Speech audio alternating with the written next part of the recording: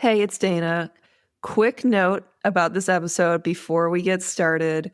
I want to give you a heads up that the audio quality on my end is not that great. In fact, it's pretty terrible.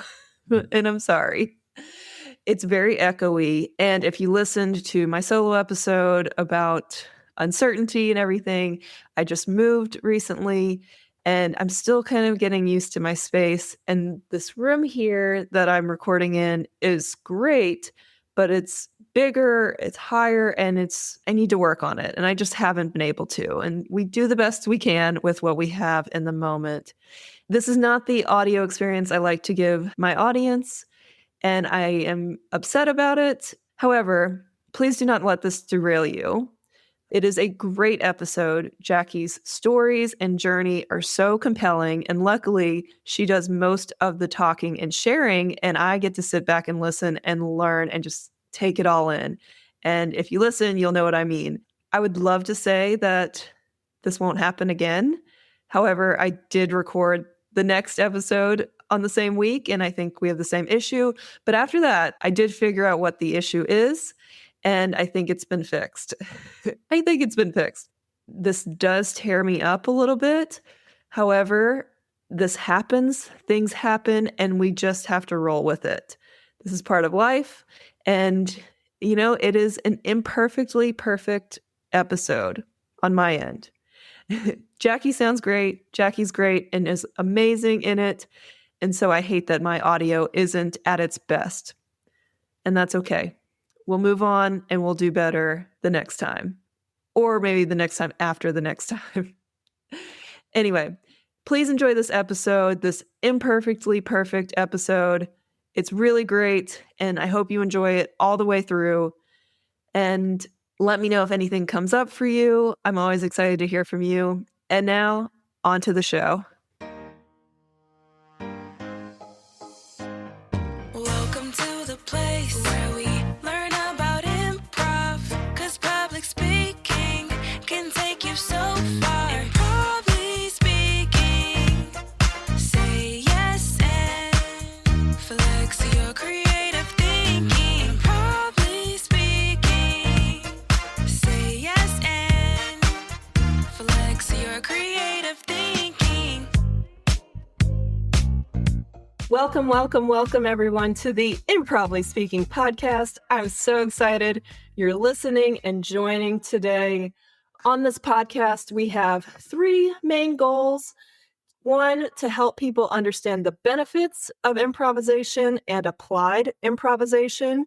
Two, to demonstrate how improv shows up in all aspects of our lives.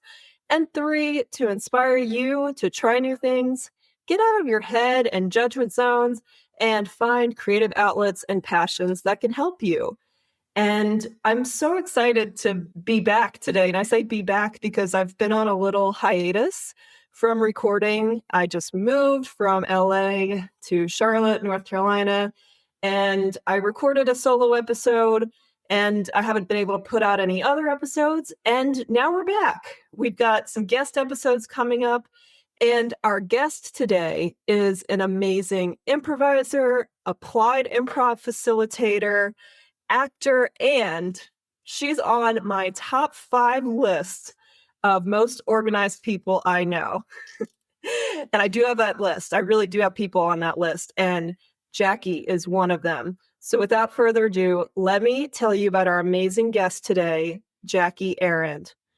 Jacque Arend is a performer and educator who started out as a quote-unquote drama kid with Leo energy, and she discovered improv in 2005 through IO Chicago's Summer Intensive.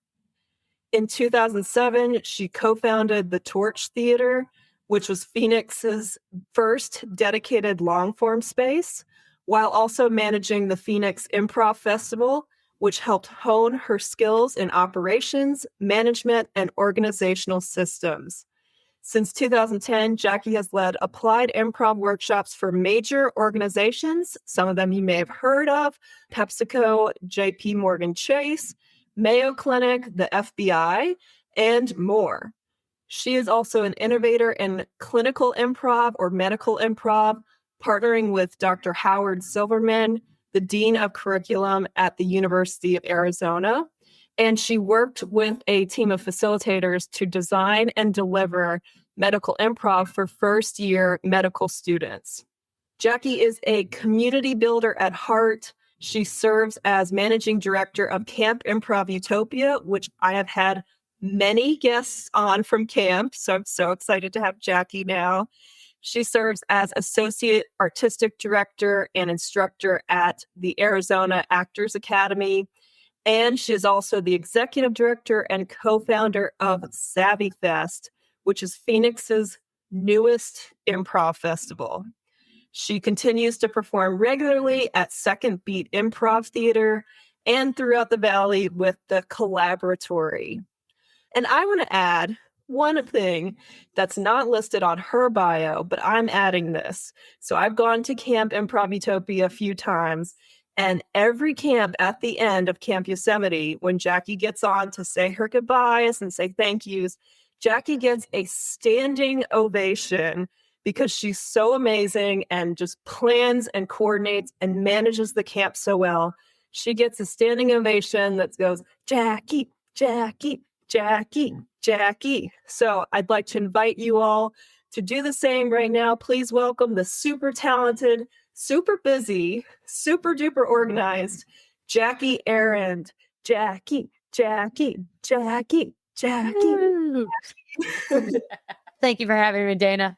This is a treat. Oh, this is such a treat, Jacque. I'm so happy we're finally doing this.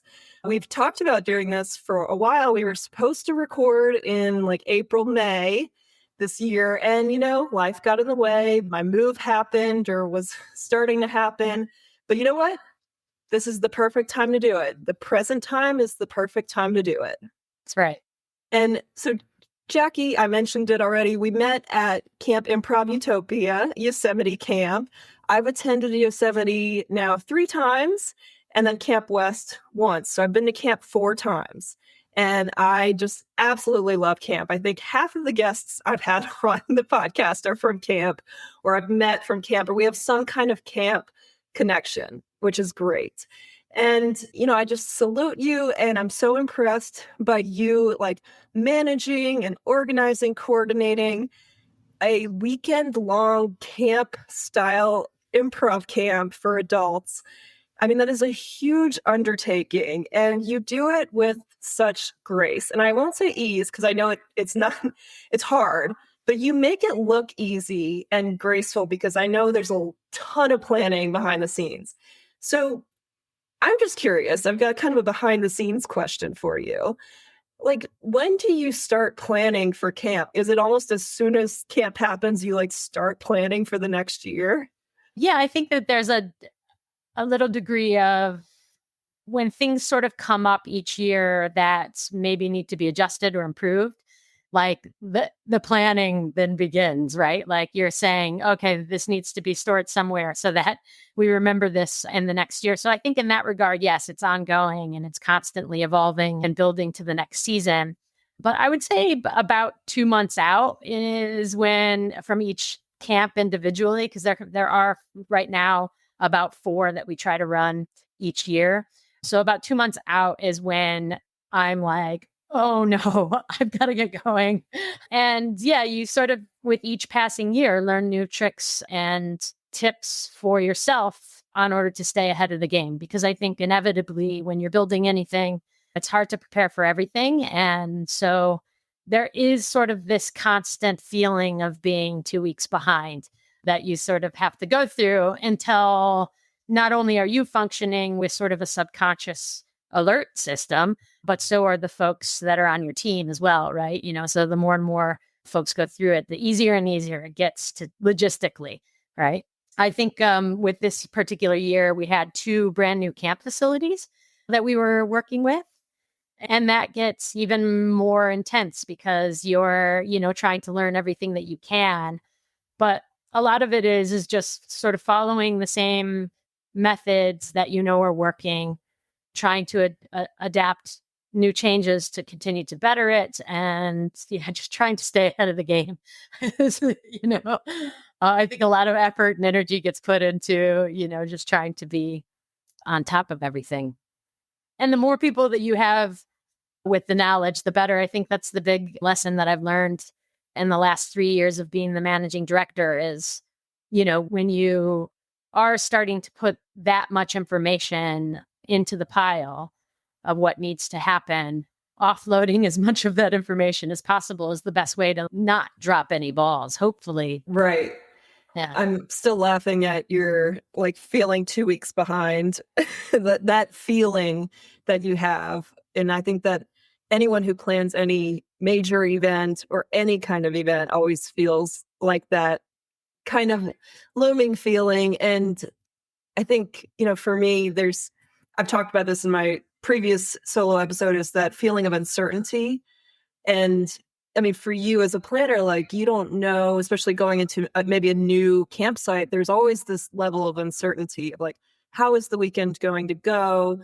Is the weather going to be good? Are the facilities going to be good? Is there going to be another camp that's going on at the same time? That happened at Yosemite one time. A women's church camp was going on, and we had to adjust and be flexible. And you can get caught up in the uncertainty of it and the anxiety of the uncertainty, but then trusting your skills that you've done this before, you have the experience, you have the knowledge, and you can adjust on the fly when you're there. So being as prepared as possible, and then also being like, I'm an improviser, things are going to come up, and we're going to handle them when things come up. And I can say that with total confidence now, but I also understand sometimes I don't always have that confidence about uncertainty. Yeah, I am a highly anxious person, and I think that the anxiety sort of rears its ugly head a lot in the preparation.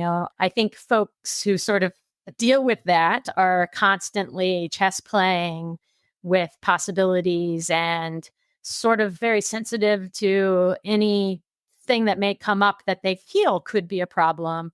And I do that a lot, right? So I'm constantly sort of saying, how do we avoid this? How do we mitigate this?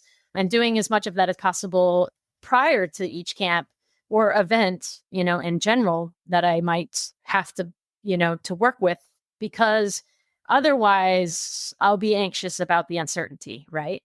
And you're right. You're absolutely right that the preparation that you do, for me at least, helps to minimize going into the weekends feeling anxious, which helps me to then over the weekend be prepared for anything. I am definitely one of those people who are completely off the charts and full on crisis mode about the littlest, tiniest thing. But when it's a big crisis, like double booking your camp weekend, I tend to be very cool and calm. And I think a lot of it has to do with the being in the moment thing, right? Because when you're in the moment working with stuff, you have no choice but to act, right? There's no time to think or consider.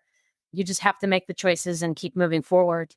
And so a lot of the anxiety that one might feel in anticipation of uncertainty or intolerance of uncertainty is there's no time for it. It's not happening when you're in it. And there's no better way, I guess, to confirm your abilities and your capabilities and what you're doing than to be under fire. To really have that true test put on you, and you're like, yeah, I can handle things. I wish I didn't have to handle this, but I handled it. I did. Yeah. And with a smile. I mean, I think that's the thing that always blows my mind, right? Is, oh, wow. I think that's the tough thing about being in leadership positions, right? Is people are looking to you in terms of how to perceive something. Like campers know this story, so I won't be, sharing anything that's not available for the public. But we did Camp Evolve for the first time this year, and we were at a new camp facility. Oh, yeah. And because of the limitations of the facility that we weren't quite privy to, we ran out of water on the last night. And so there was a lot of, and it's interesting because I really tried to hold on to that moment as best as I could as a memory, because I thought it was a really good representation of where I am now in terms of handling things like that. Immediately it's like people are coming to you like this is a problem. And rather than sort of getting all worked up about it, I was like, it's a problem we can fix. Let me seek to fix it. And just keeping myself composed through that before I sort of knew what are all the details. What does this really mean? What are we going to have to do? I think the hardest thing was sort of communicating to folks that we were going to be without water for 4 hours and, making sure that we're setting up a contingency plan, but, acknowledging in the moment that the best thing that we can do is be transparent. And we were greatly rewarded in that by the folks that were there. It wasn't like it was a good thing or something to celebrate, but it was a hard thing to share and a hard thing to hear. And so rather than everybody sitting in that unfortunate, news, they chose to cheer. And they cheered and yelled and hooped and hollered, which, for me and Wendy Penrod, who were co-directing that camp, it was the most supportive thing they could have done for us, right? Because it took a lot of that pressure off of us for having to deliver the hard information or the hard news. And, I think overall people were they were really pleased with us for just having just come forward, just been direct and to the point and letting us sort of have a conversation about all of the questions that we might have had about the, Oh my gosh. Yeah.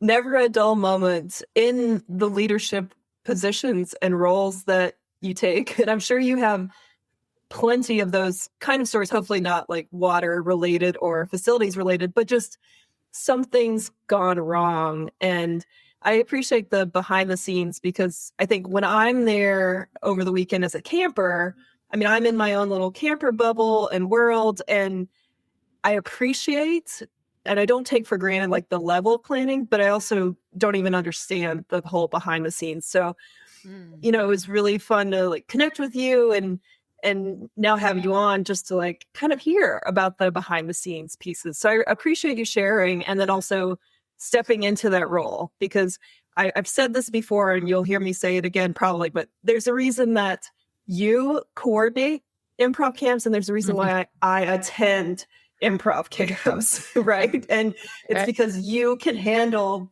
that level of planning and details and I choose not to.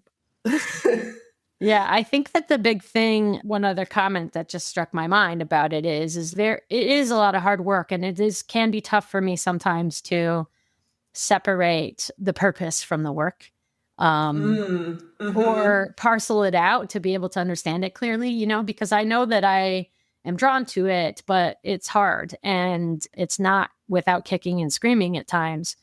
And the thing that I've always had a hard time with is accepting gratitude and compliments and understanding the impact, And so one of the things that I've been trying to do more of this year is, delegate more, because that's also an issue that I have, which is, For ultimately sure.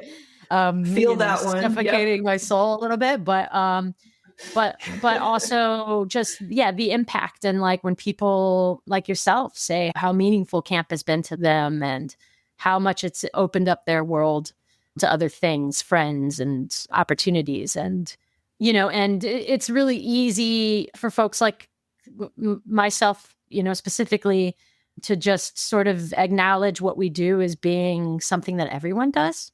And so it feels like the norm. We all should be operating this way. This is just what I should be doing. This is what everyone does, right? And just being able to look at it from the perspective that everyone else does, which is, no, this is a lot of hard work and not this, not the kind of hard work that everybody would be able to say yes to and or manage, Yes to and manage and want to. Right. Yeah. And Jackie, we really jumped right in, and I want to just take a step back. And I ask everybody this question who comes on, and I'm really curious because I've seen you in your director role, and then I just read your bio. You do so much on your website. You have 3 or 4 different kinds of bios depending on what role you are serving as. And so I'm curious, about your improv journey. Tell us about your improv journey, how you got started into it. How does Camp Improv Utopia fit into that? And take as long as you want. Regale us with your journey. Sure. When I was 24, I was working in the service industry, and I had been since I was 20. So it saw me through like waiting tables for Applebee's, actually. So there's a plug Ooh, fun. for good old the A neighborhood. good improv scene location That's there. right. That's right. Yeah. So, I really, that job waiting tables really saw me through my college experience, which got deterred. I was a film major, and I had started in Michigan, and I moved out to Arizona after my freshman year of college to live closer to my parents because they moved to Phoenix first. So I went from Southwest Michigan to Phoenix in 1999. And I got unfocused, and I was sort of seeking belonging as well, which I couldn't really find in the film studies I was doing, but I found it in the theater community at a small community college called Scottsdale Community College out here. And I was getting a lot of support and validation and finding friends. And so I got confused and was like, F it all. And I dropped out of school. And I was like, I'm just having fun waiting tables and, doing that whole early 20s sort of lifestyle. And I worked with some really great people, but, there were a lot of folks who were in their 40s or going into their 40s. And there was a lot of jokes and conversations around being a lifer and sort of waiting tables your entire life. And I was like, oh gosh, I don't want that. No offense to folks who do it, because I completely understand. Right. It's a great flexible lifestyle and easy money. And, it's hard work, but it's easy to go in and pick up a shift anytime and make the money you need, in that regard. So I was like, okay, well, I need to get back into creating in some way. If it's not going to be film, like, what is it going to be? What am I going to do? And I saw Shaun of the Dead, which is a movie by Simon Pegg and Edgar Wright. And I love the movie so much. I started looking into those guys and seeing what else they did. And they had a whole television series that they did 2 years in England. And I think what I loved about them was that they were a community of artists working in England and London that time that found each other and were just doing so much. I mean, Edgar and Simon went on to make 3 movies together. Both have incredible careers now for it. And a lot of the folks that they collaborated with also are really great and talented and funny. And I was like, they found their tribe. Like, they're so lucky. They found their tribe and they found the wave and the flow, and they stuck with it. So I was like, well, I need to find my tribe. And so the first place I started with was improv comedy. I was looking for an excuse to go hang out in Chicago for a summer because I had high school friends that were living there. And I just wanted to spend a summer in Chicago because I never got to sort of do that as an adult. And I was like, okay, well, I'll take a second city class. And they had a summer intensive. And I was talking to a fella, his name is Dave Thurston, and he's a creative in Phoenix. He worked with me at the time, and I told him what I was doing, and he was like, no, you need to go to the IO Summer Intensive. It's the same price, but it's 5 weeks instead of 1. And I was like, oh, okay, that makes more sense. That makes total sense to me. I can stay for a whole summer, and it's justified.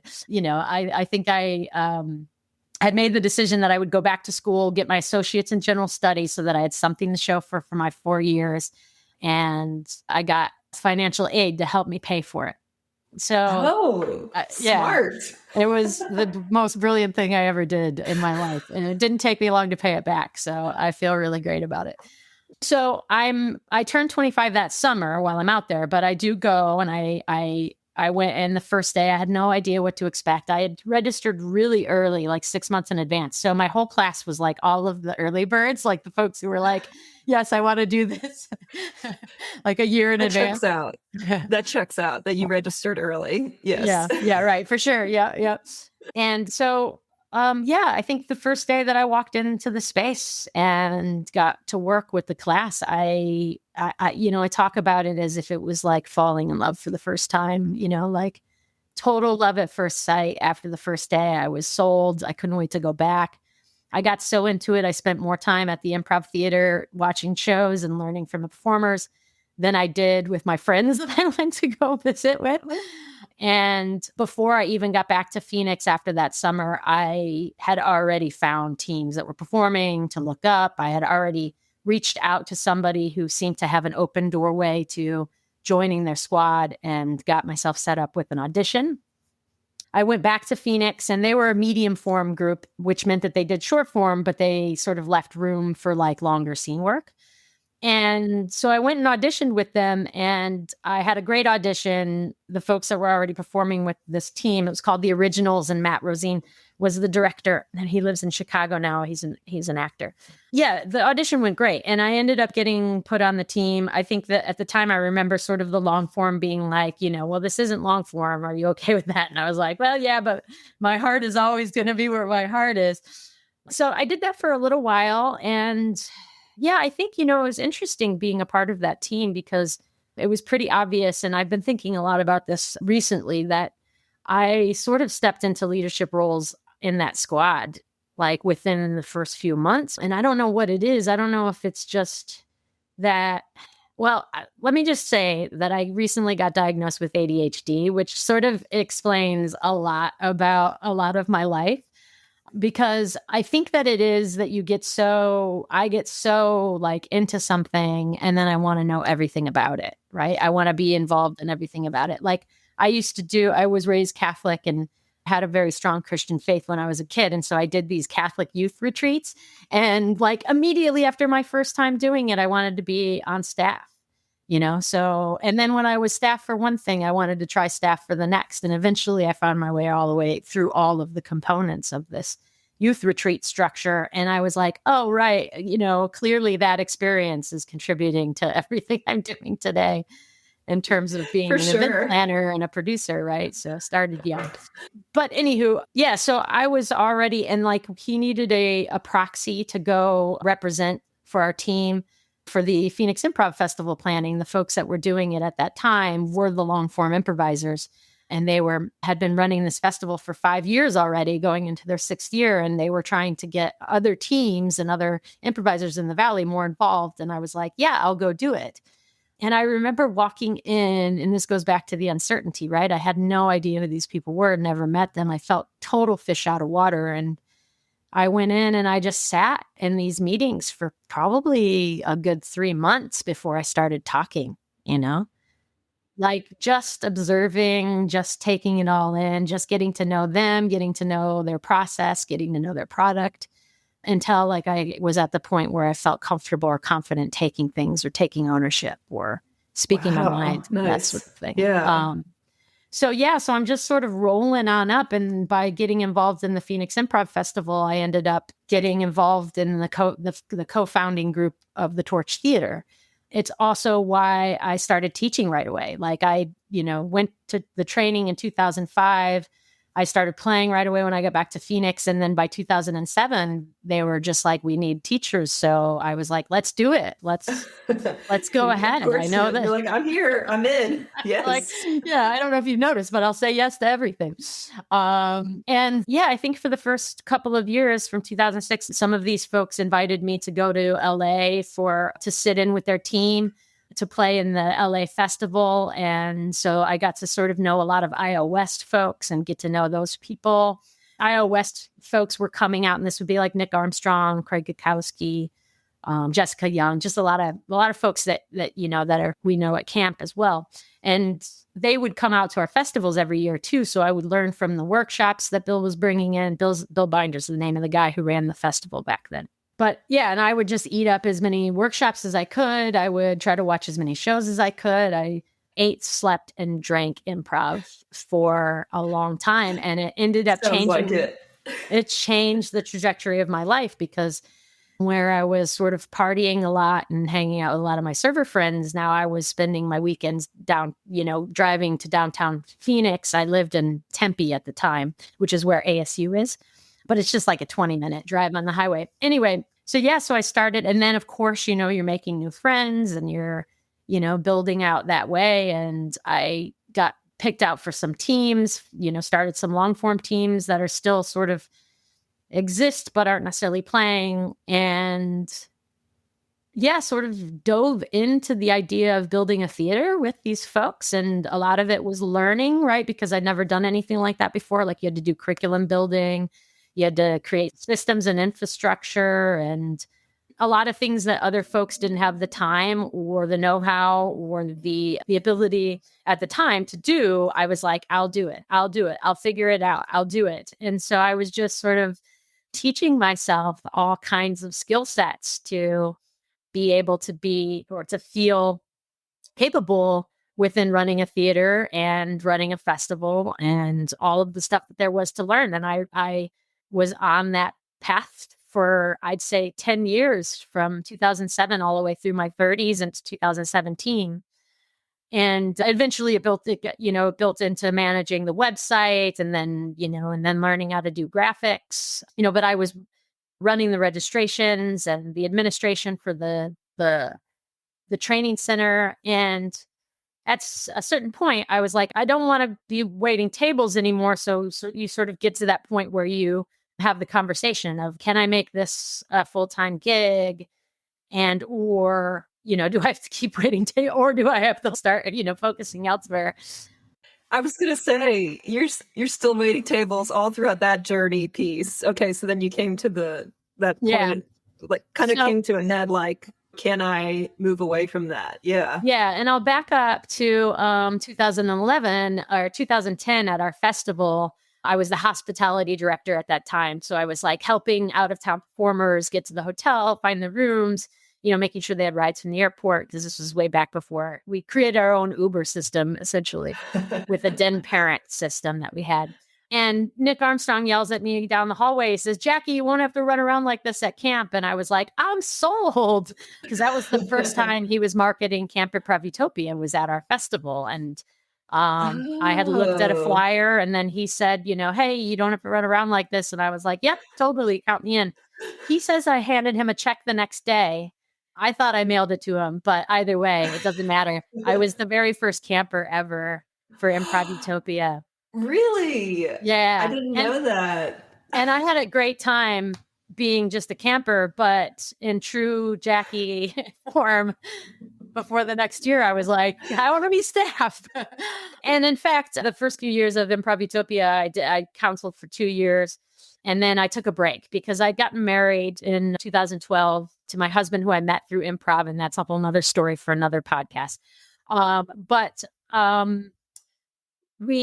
We just got married. So I think there was a lot of focus on sort of saving money for whatever the married life brought. So I took a little break. But when he opened or launched Improv Utopia East, which was in 2015, he asked if I wanted to be the admin, if I wanted to help with the admin, and I would get to go for free, right? It was sort of a staff exchange. And I was like, yeah, totally, no problem. I'll do the admin, right? So that was the first time I dabbled in admin for another organization outside of the Torch, and sort of gave my skill sets to Improv Utopia, which sort of helped me learn how other systems are working and sort of combine that with the stuff that I was already using.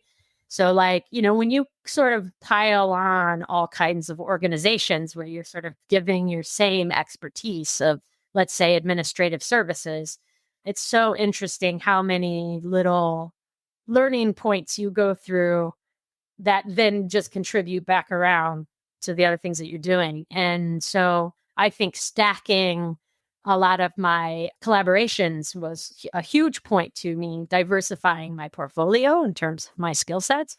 But I think the next year he added Yosemite, and he sort of needed help just doing the admin for it. So I sort of set up that first year, and then he hired an admin after that, but it didn't work out. And he needed, in a pinch, he needed a new admin. And it was at the time that I was going through this shift of like, how do I make more money? How do I get out of serving? And I was like, yes, I'll take it. I'll take the job. I'm down. So that was in 2017, I think, that I started the admin position. It wasn't full time. It was even less than, it was about 20 hours a month at most, maybe. So it was a real small time gig, but it was a really great way to support Improv Utopia, and sort of allowed me the opportunity for a few years to just go to camp and enjoy camp as a camper, which I took great advantage of.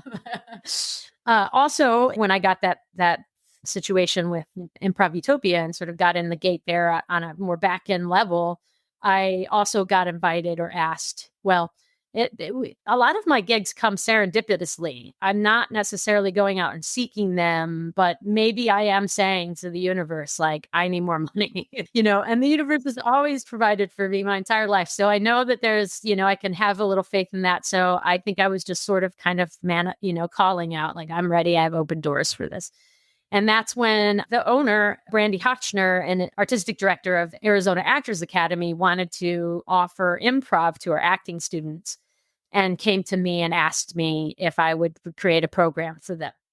So I said yes and started teaching for her. And it was a complement to the acting program. So it was really interesting to now take all my skill sets and everything I knew and apply it in a different way, to actors, focusing on what the skill sets that they needed and to build a curriculum that supported her structure, so it was sort of stepping out of like traditional improv curriculum styles and thinking, oh, how can I do this as an open door revolving class where people can come and go as they please? And that was really a great exercise. And that's evolved and I still work for her. But at some point while I was doing that gig, she sort of lost her admin support. And I was like, hey, I can help you. And here are all the ways that I can see that I can help you. And so I tacked that job on at that time as well, around 2017. And so now I'm just sort of picking up what I would say a bunch of, small-time, part-time gigs that are kind of contributing to an income supplement, which gave me the courage in 2017 at the end of it to leave my serving gig. Woo! Yeah.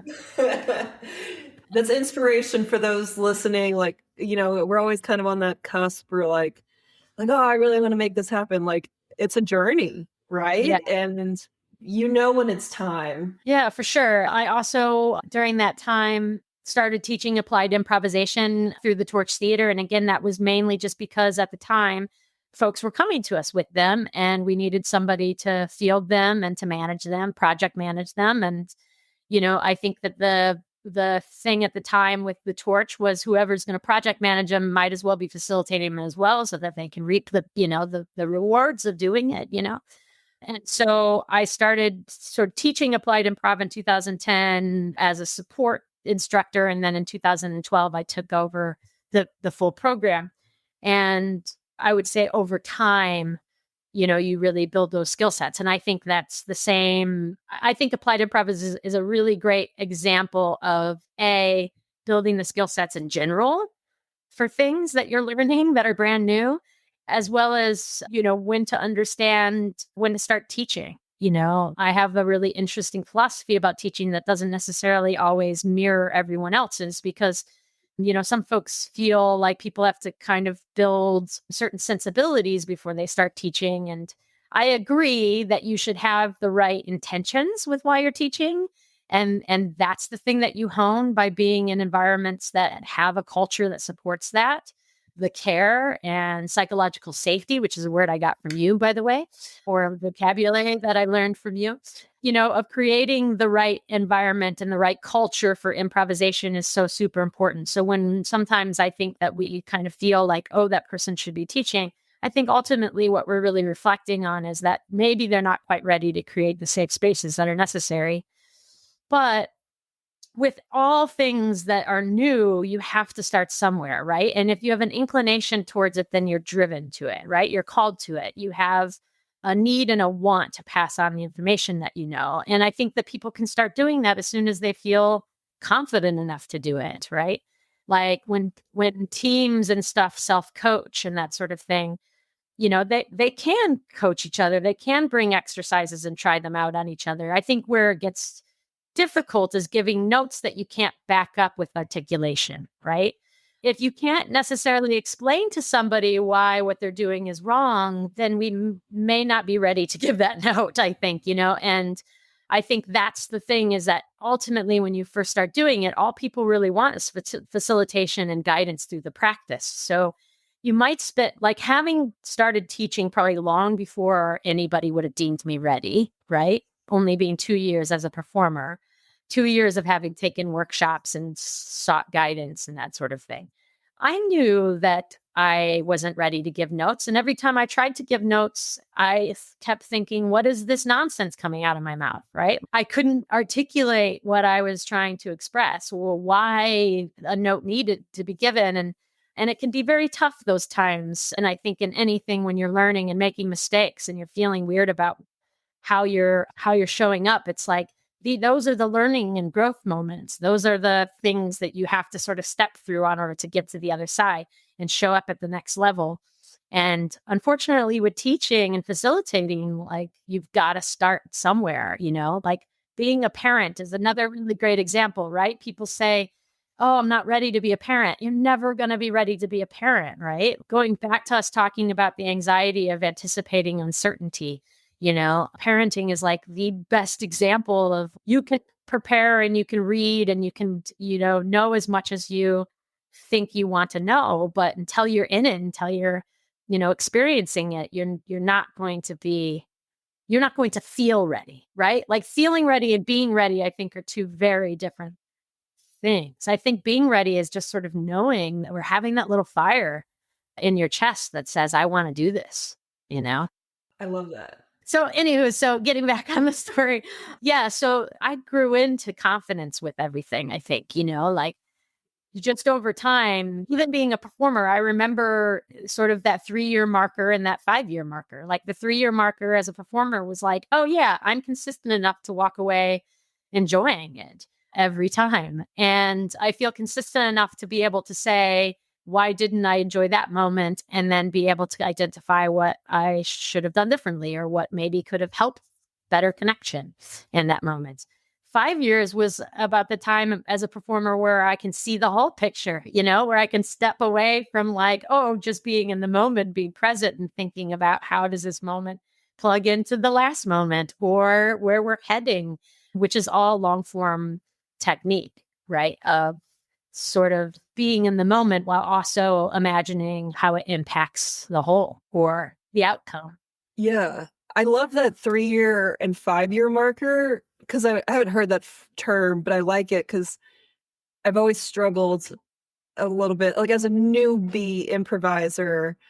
And a lot of my improv journey was online because I started almost like right before COVID and then it all went online with COVID. And I feel like I was a bit delayed in like the in-person performances, but I feel like with the 1 or 2-year markers, like everything's just kind of challenging and you get up there and it just feels like you kind of bomb and you can't really articulate why it bombed. It just didn't feel very good. And so I like that like 3-year marker, you're like, oh, I feel better about that. Like I feel good. And then the 5-year marker, you like zoom out and you can see the whole picture or you say, maybe I didn't like that, but I still had fun.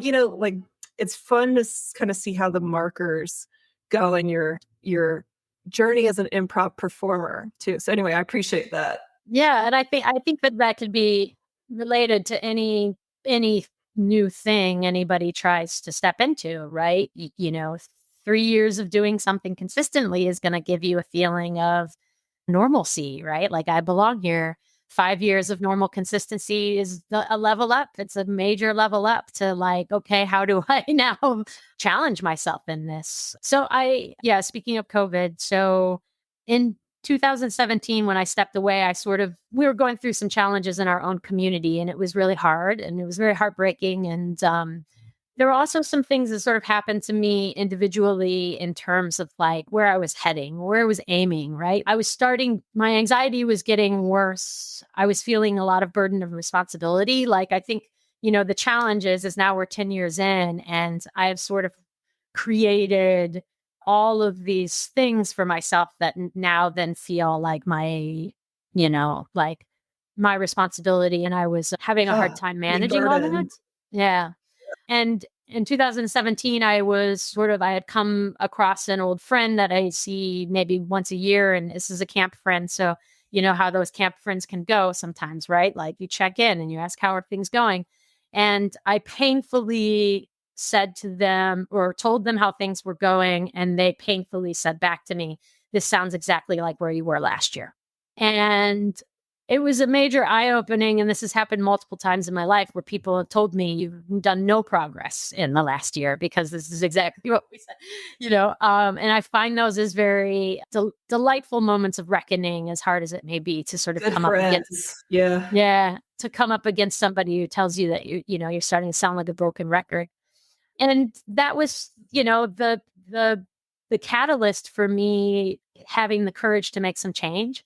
And I was ruminating about it the summer of 2017. And I remember I went to the Del Close Marathon with the foundation as the team that we called our collective members that made up the board at the Torch Theater. And so we went to Del Close Marathon and we went to the after party just to see how it was, like the party space. And it was during the day and we were just hanging out on the balcony, and Peter Serafinowicz was standing next to me. And so going back to the Shaun of the Dead conversation, Peter Serafinowicz was in that sort of cohort of folks that were working together with Simon and Edgar at the time. And so I knew him and I knew him well. And I was like in total, like, oh, what do I do? What do I do? Do I say hello? Fangirl moment. I asked myself at that moment, I was like, which action are you going to be happier with? Saying something or not saying something? So I made the choice to say something. It was awkward and wonderful. And just having had that experience lit me up, for the first time in a long time, because I think anxiety creates a lot of shame and guilt sometimes. And that sort of creates a lot of low vibration and, a lot of, depressive feelings. Right. And so it was the first time in a long time that I felt alive, like this is what it means to feel alive. Like nothing could stop my good time. I was open to everything. I was happy and full of life and felt lighter than I felt light, like I felt like I was floating, Amazing. And I thought, this is what life should be like this, like I should not have to meet Peter Serafinowicz to feel this way, like what a travesty that I have to meet somebody, a celebrity to feel alive. Like I'm not going to let that happen. And that was actually what gave me the courage to start making change. That's what led to ending my job. I think a lot of what sort of got me to the point of feeling that way in the first place was that I was sort of coming to the conclusion that the situation that I was in was not going to provide for me. Like all the work and the sweat equity that I put in to build this thing was never going to provide for me. And it's a really heartbreaking, thing to come to realize that you have to walk away from something you truly loved. Is that the theater building the? Yeah, the Torch Theater. Yeah. I can imagine the sweat equity is a good word for it. Yeah. And, I can feel the heartbreak in your voice too. Yeah. And the sweat equity was education, and I knew it to be that. So I never questioned it. But at some point, you think, okay, there's got to be a next level here, right?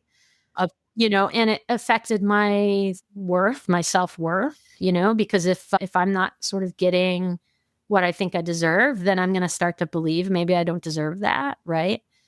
And so, so I sort of had to walk away. And I think the thing that sucked about it was that because it was such a big deal, it was a breakup with all of improv. It wasn't just associated or tied to the Torch. It was tied to all of it. It was tied to everything that for 10 years of my life was my reason for living. And I'm not exaggerating that. It was my passion. I loved it dearly.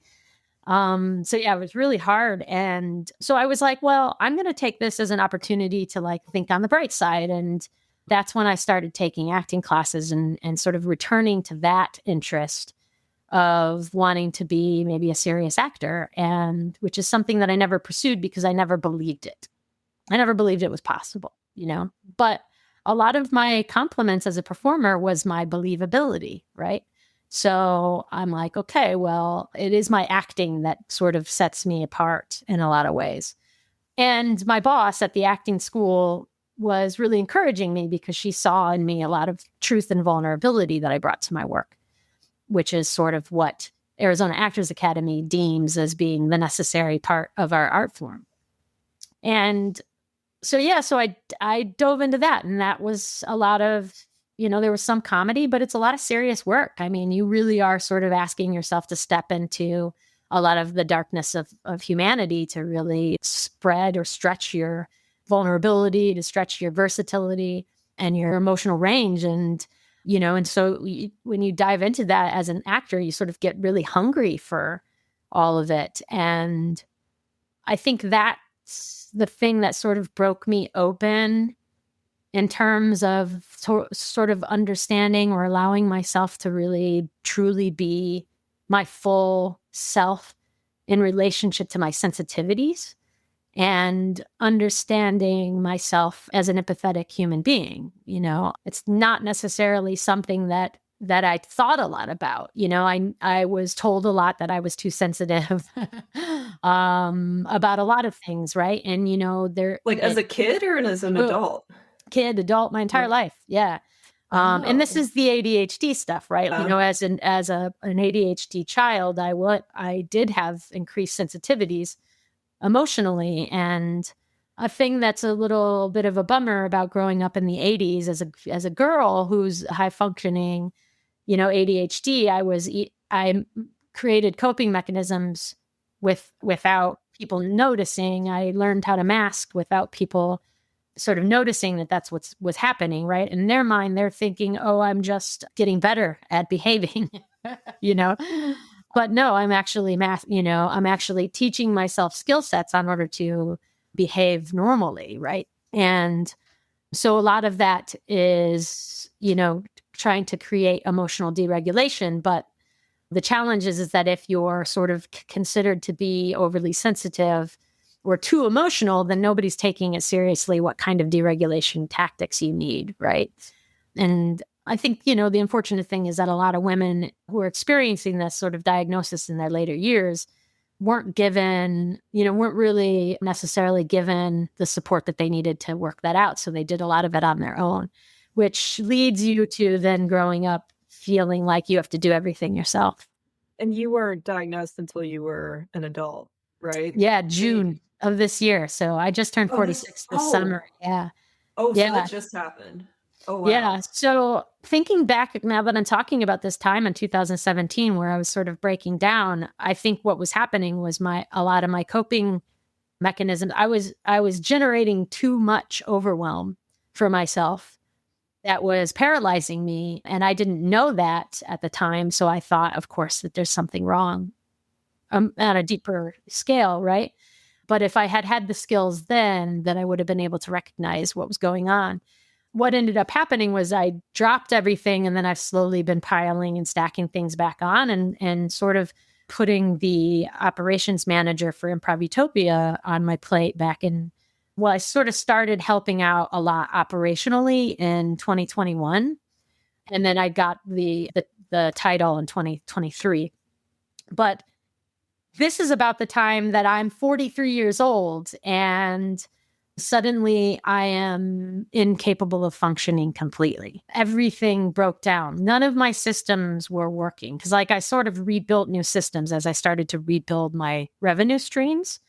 I was building websites and I was taking in a lot of contractor money. And so when I had to do all of this organizational and structural work, infrastructure work, which is stuff that I do every day, it felt harder. It just felt more difficult. And where I was struggling was to just initiate. Like I was just having trouble just making the choice to do anything. And folks kept telling me, you're in perimenopause. It's perimenopause. You're going through hormonal shifts. And I'm like, okay, yeah. Okay. I'll take that into consideration. I'll keep an eye out for perimenopausal stuff and that sort of thing. And 43 is sort of a common time for it to start with women. And perimenopause is the preparation for menopause, and it's when your body starts changing how it's releasing hormones. And what happens is that phase right before the menstrual phase is, they call it now the luteal phase. Like now we have language for all of this, which makes it so much easier to understand. So during that premenstrual, we used to call it premenstrual, the luteal phase, your progesterone drops. And whatever little dopamine your ADHD mind was creating for you has now gone to nothing. And if you don't have skills, to help you with the dopamine, or if you're not medicated, it can be absolutely crushing. And so for 3 days, you have absolutely no focus. You're incapable of taking action on any thoughts. And if you don't know that this is what's happening, if you don't know that this is the pattern of your cycle, then the only thing that's happening inside of your brain is what's wrong with me. Mm-hmm. Why can't I? That constant chatter, that brain chatter, negative chatter too. Very negative chatter, yeah. And I think that because I didn't take it seriously enough, and I assumed it was state of being because of circumstances and that sort of thing, I just kept trudging through it. And I ended up slipping into a depression. So yeah, I just kept going through the pattern over and over. And every month.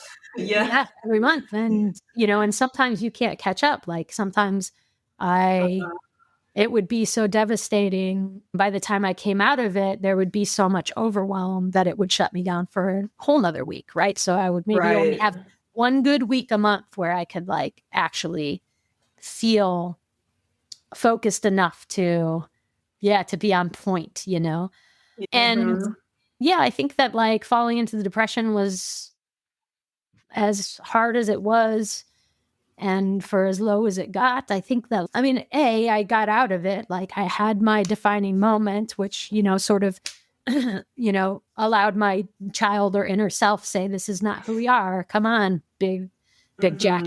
Let's go. Let's fix this problem. There is sort of a, I think that you go through this process of trying to reframe the inner voices, right? For sure. One thing, the first things first, let's take care of the negativity, because they're not real, right? They're not at all reflecting the truth, right? But they, I think the challenge with neurodivergence is sometimes, it's hard to identify that, Yeah. Give yourself that grace. Yeah, for sure. And so I sort of sought help. My first step was sort of therapy, because I was I have a lot to talk about. I think the step is just talk about a lot of things. And I think that once I started feeling better, happier and healthier mentally, I was still having trouble working. I was still going through the patterns, and I was like, why? This should be fixed. These things shouldn't be happening. Should. Right. Yeah, right. And then I was like, you know what? I think it's ADHD. I just don't know what else it could possibly be. All the things that I'm experiencing are factually, on this sheet. And so I pursued an evaluation. And then when I got the diagnosis, I went on medication right away. I've never chose medication for pain or anxiety or opioids necessarily that I've seen people abuse throughout my life. I've always been good about that. But because I do have an addictive personality and an obsessive personality, which are also symptoms. But I just was like, yeah, I didn't feel like I was strong enough to fix these things through practice. I don't know if it's even strength based. Sometimes you need that. It's cognitive, something in your brain, the dopamine release or decrease too is affecting it, and you need some help too. And maybe all the strategies in the world still wouldn't be able to help that chemical imbalance. Yeah, that's a great point. Yeah, I just wanted, desperately to feel like a normal functioning person again, after it having been so long. And I immediately, after my first day, my first week or whatever, I immediately had, I'd say 80% less anxiety. And the voices didn't hold any power on me anymore. And I think that the process of sort of building good systems for me to function is still ongoing, but I can have a lot more grace for myself in it, And the medication that happened in June, right? Is that this year? Yeah. No. So I mean, you saying you were high functioning, I mean, clearly, 'cause, I mean, you organized all these camps, and yet, like, you're having, like, weeks out of each month that you were struggling to function. I mean, that's just blowing my mind, like, the masks and, like, the shields that we wear, and you just assume, like, "Oh, I mean, Jackie's doing great, like, just organize this camp and, like, just put on this huge event or, you know, take it on a festival, this other gig work," and it's, behind the scenes or even, like, taking off masks, there's a lot going on, and so we can never Yeah. assume what anyone's going through, Right. right? 100%. Yeah. Yeah. And it's interesting too, sort of recognizing that, oh, I have a flow in bursts. And so like a lot of what's kept me going is that every time I have had a flow state, I work for 3 days straight, like morning to Ah. night, you know? I And can't stop because sometimes if it stops, it stops. Yeah, so yeah, the flow right. state kept you going. Oh, and something relating back to the tolerance for uncertainty and sort of dealing with uncertainty is like they say with ADHD, because of that reason, because of that thing, there's unpredictability in terms of how you're going to show up. Like they have this joke that ADHD folk don't want to make plans for a month from now because they have no idea how they'll feel that day. you know, Yeah. so there's almost sort of this, uncertainty built into your life that you're dealing with and coping with daily, right? Yeah, it's crazy. And funny enough, my therapist had told me that I probably gravitate towards improv because it's a place where you have to be present Ah. because it's so hard to be present otherwise. And it's like it's a built-in sort of space that's the game. The game is to go in and be present. Because otherwise you spin your wheels, analysis paralysis, I mean, just, like, constantly overthinking or, like, thinking about all kinds of different things, but when you step into the improv room or the stage, you can kind of release that. Yeah. Yeah, you have more intention on focus, right? Like you're Yeah. actively saying, I'm going to be focused in this moment. You're less likely to get distracted because I think also, aside from even just the complexities in which the brain works, as an ADHD person, I might hear I might be in a deep conversation with you, hear a noise that I don't identify, and I'm pulled out completely. Like my Mm. brain almost sort of leaves my head and tries to go find the noise in order to justify the noise. And it won't be satisfied until it knows because anything that doesn't have sense or logic is sort of like a broken cog in the working wheels. How do you think this now diagnoses that would have helped to have happened earlier, but now you have it, eh, how do you think that serves you in the work that you do now and recognizing, what others can go through and all the different kind of brain types that step into an improv festival or camp or facility or You, applied you, improv too, the applied improv world as well? yeah, you mean in terms of being a leader in those environments? Yeah, exactly. Yeah. Yeah, I mean, I think that obviously neurodiversity offers a lot of benefit to complex systems. I think one of the challenges that I'm having in my perimenopausal stage of life is that I can't hold as many complex systems. But before I sort of took this turn where my dopamine even got less, I was able to hold all the complex systems in my brain. Like age is really having an impact on that, but I think that's normal, right? Like ultimately I shouldn't be holding a whole calendar in my mind, but all the way up through my That's why the 30s, Nate calendars. Yeah. yeah, up through I'm my right there 30s, with you though. I didn't have to have a calendar. I had Mhm. everything in my brain. I kept things in lists on paper, and that helped plug it into my brain capacity for keeping all of that information. Yeah, so I think that there's just, and I get a lot of compliments about how well I'm able to use my left and my right brain.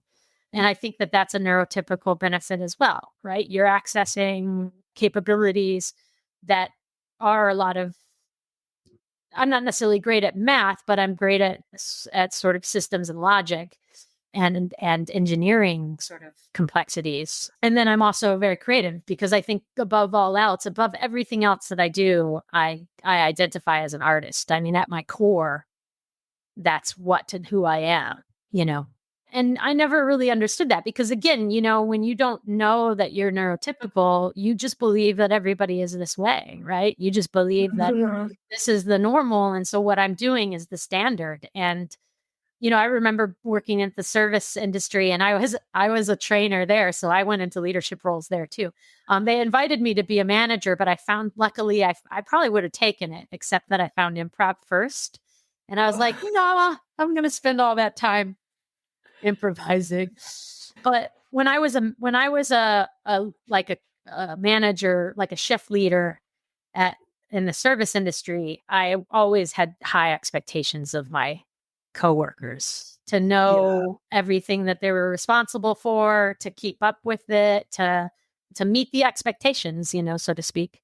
And few people did, right? Because server jobs just tend to attract, you know, folks who are just going to come in and do the bare minimum, which is totally fine. I mean, I think that's just the nature. In a stage of life too that, brings kind of that this is a permanent job, right? Yeah. Right. Yeah. And I constantly had to be told that I had to lower my expectations, you know, and, you know, my managers telling me that I exceed expectations. And so my level of standard is higher than what I'm going to get out of most people, you know, and that sort of thing. And, you know, that always seems so strange to me. But I think that maybe if I had known that I was high functioning ADHD, then maybe I would have understood that a little bit better because, you know, one of the things about neurodivergent brains is you have attachments to justice and fairness and,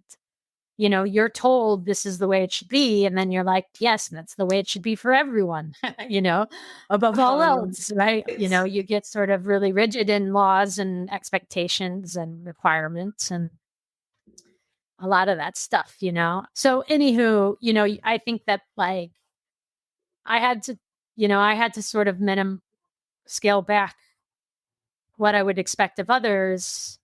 I think, you know, what ended up happening, like when I went into leadership roles, what ended up happening was the teeter-totter of it, which was like, I'm going to expect and always be grateful for what they're able to give, but I'm going to be prepared to do it all.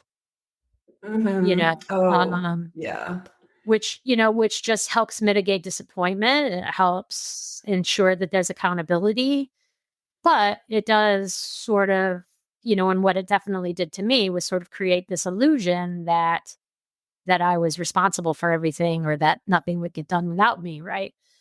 And then the burden that bears.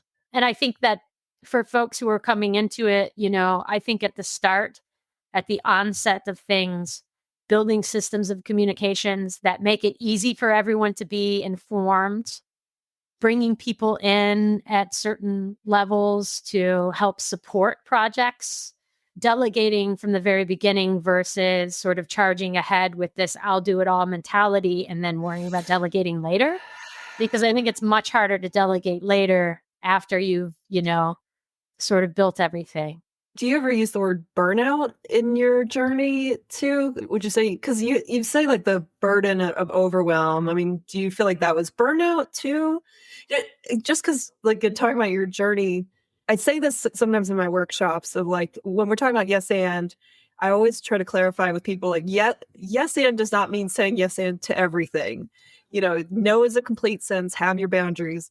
But hearing your journey, it does sound like you said yes and to a lot of things and then felt that burden of overwhelm. I don't know, do you label it as burnout or is it there were more things at play too at the time? I think a lot of people have called it burnout when I've sought advice and counsel. I don't know if I've ever accepted fully the burnout. And we talk about burnout in the Med Improv program that I do too, because it's really easy for doctors to get burnt out if they're not giving themselves enough self-care. But yeah, for whatever reason, I don't talk about this enough. And a lot of it, I'm glad that I said the word self-care because a lot of it was sort of putting myself above all else, or not putting myself above all else, right? Making everything else more important than me. And also Right. the sort of commitment to what I said I would do. If I took something on, I wanted to see it through, even if it was painful, Yeah. which as Mhm. with ADHD, tasks feel very painful. Yeah, burnout is real. And I think the big thing is, yeah, knowing where, boundaries are very important. So coming in it from the beginning of knowing what your boundaries are. I think the challenge with me is that I was so in love with it when I first started, I didn't have any boundaries. And I wasn't on my way to any sort of career. So to me, this was the closest I had. And so it felt like it needed to not have boundaries in a way.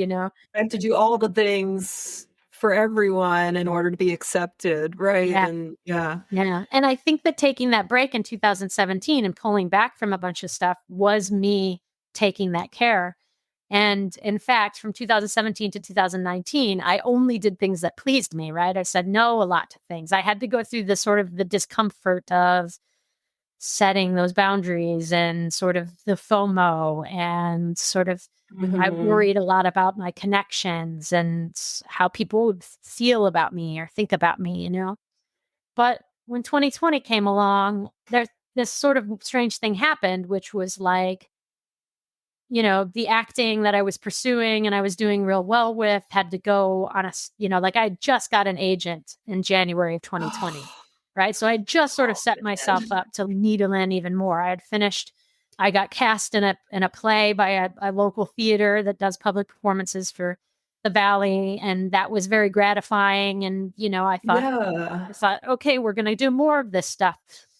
And 2020 happened. And I think that I had sort of just come off of this period of time of not having any expectations, not having any desires or goals, even just sort of saying, okay, I'm just going to live each day as I want to. And sort of, really, I was trying to reset my nervous system because my anxiety had gotten so Mhm. bad. It was throughout my entire body. And I didn't know the conversations around nervous system at the time to recognize that's what I was doing. I just knew I needed a reset. So going into the pandemic was not scary to me in regards to having to shut things down and what does this mean about my job or what I'm going to do every day. I was already doing that stuff. Yeah. So the fears more so were with what does this mean and what's going to happen to all of us. Yeah. Very uncertain times for The sure. businesses that I was supporting, which was at the time just Improv Utopia and AZAA, needed a lot of support, right? For communications, restructuring, shuffling, whatever it ended up being, right? For Improv Utopia, it was canceling and refunding and, going through the Mm. process of figuring out if people wanted to credit till we come back, and managing all that information. For Arizona Actors Academy, it was completely shifting over to Zoom. And on top of that, maintaining a positive platform in which to communicate all this from and pumping out to these folks that we were going to be okay and us being okay means we're all going to be okay. And it was easy. It ended up being outside of just, sort of existential doom and gloom. The work was easy because of that crisis thing I talked about. We are in a crisis and I am the right person for the job because I Yeah. have to stay present in every moment and just take action. There's no time to question, am I getting enough dopamine? But also, too, how this light bulb moment, the crisis might just be providing dopamine, right? Because the crisis is creating adrenaline, the adrenaline's creating dopamine, and Mm. everything feels okay, Well, which is can a you imagine bizarre if way to look you at it. But I just think, can you imagine if you didn't have that 2 years of kind of reset, you For know? sure. Like, I think you come into the pandemic as a different person, and handling it a lot differently. I mean, Yeah. it's easy to look back now, but in the moment, and yeah, we've done a lot of reflection since then, but I just hearing your journey you had poised yourself to be able to handle that moment. Yes, least. thank you for bringing that up, because in the crazy spiritual sort of approach to all of this life, it was not lost on me that I was preparing for something. Especially when it happened, it was easy to look back and be like, "Oh my gosh, like I set myself up for this, like without even knowing it." Like another strange thing that happened in 2019, in November of 2019, I suddenly decided I wanted to learn how to cook. I hated cooking, hated the kitchen. And for How'd whatever that go? strange reason, well, I did HelloFresh for like 5 months before the pandemic started. So by the time the pandemic started, I was like, "Oh, I can meal prep.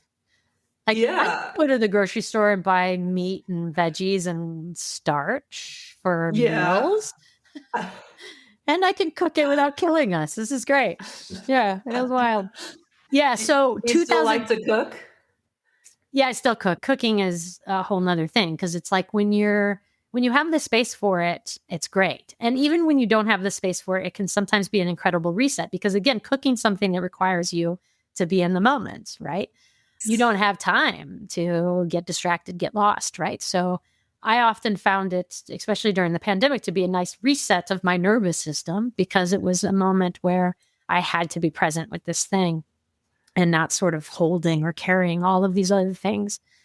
But I do find that burden of meal planning. I give a lot of props to moms and dads who do the work of making sure that their family gets fed every night. I mean, it's another big task that requires leadership, right? Because Mhm. you're making the decisions for a whole tribe of people, and you're trying to do it in a way that's interesting and easy on you from time to time, right? Jackie, I relate a lot to your story. I mean, I'm going through my own journey as a mom, so maybe not the ADHD diagnosis, but definitely like brain changes in the past 2 years. And I was also one who like prided myself on not needing a calendar. I'm like, I know what I'm doing tomorrow. I know what's coming next Saturday. Like, I don't need a calendar. And yes, for like work meetings and stuff, but like even then I knew what was coming the next day. And then now as a mom, I'm like, if I don't have my calendar, I'm gonna double book myself. I'm gonna miss something. And my brain has definitely gone through changes, and it's been hard to see and feel that. And also then give myself grace. And I haven't wanted to cook. Like I haven't had the capacity, like the brain capacity, Mm. the energy. Anyway, and so just you sharing your story, your journey, I think is so relatable. I mean, I think we can all relate. At some point, we've said yes to too many things and too many times, and something's flaring up. Of this work is hard, and we have to make really hard decisions about something we've been doing for a while. And I mean, I've made those hard decisions recently. All of it was just really relatable, and I appreciate it. Thank you for Yeah, you're sharing. welcome.